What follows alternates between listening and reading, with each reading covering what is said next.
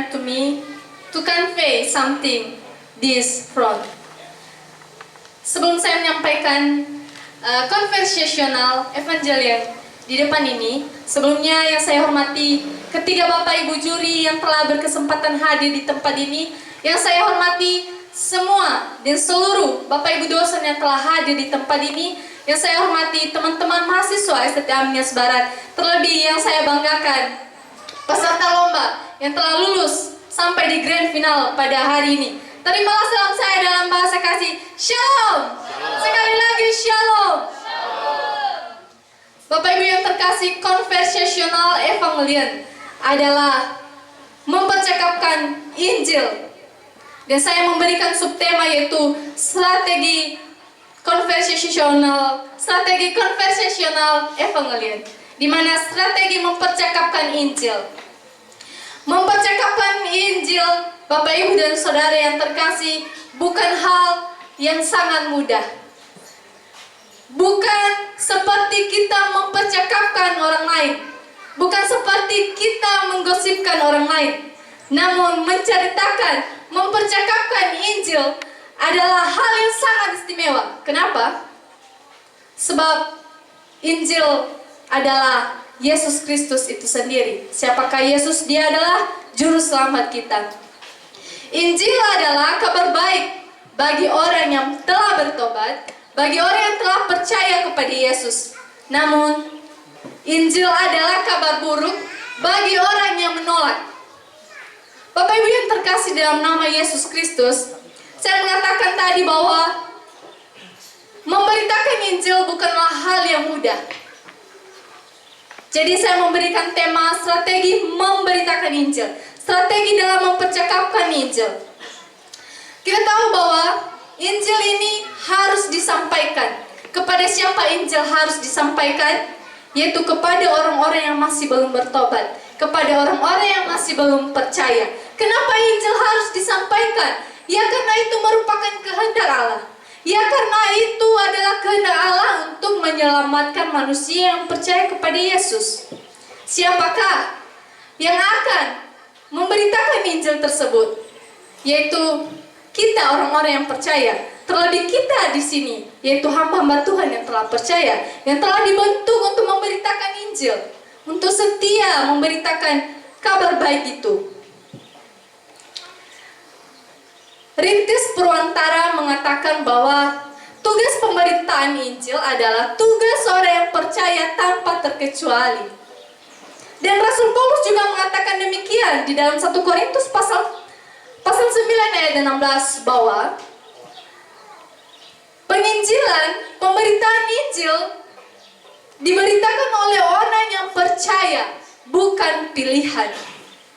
Di sini saya mengangkat tadi subtema yaitu strategi memberitakan Injil. Yang pertama yaitu persiapkan dirimu secara rohani.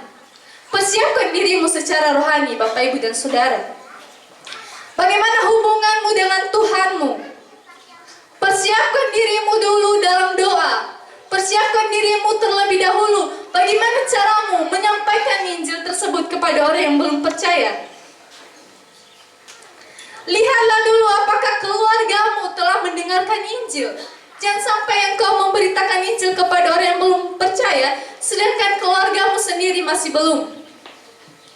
Dalam mempercakapkan Injil, orang lain yang masih belum bertobat melihat bagaimana integritas kita.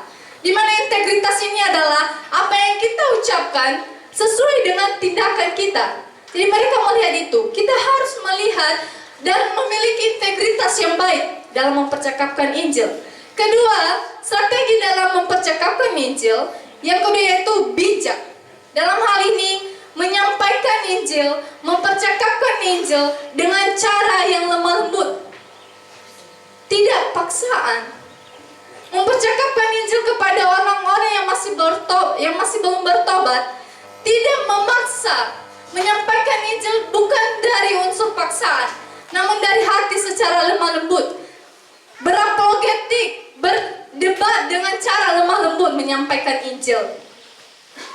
Dengan itu, dengan kita memiliki kebijaksanaan, bijak di dalam menyampaikan Injil ini, maka orang-orang yang telah mendengar, yang akan mendengar, akan menyadari bahwa Injil itu merupakan kabar baik yang menyelamatkan setiap orang percaya.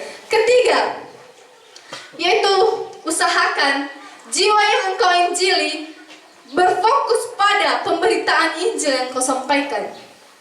Jika kita memberitakan Injil kepada jiwa-jiwa atau kepada sebuah organisasi, kita harus melihat apakah mereka berfokus kepada kita, apakah mereka berfokus kepada pemberitaan kita atau belum, atau tidak.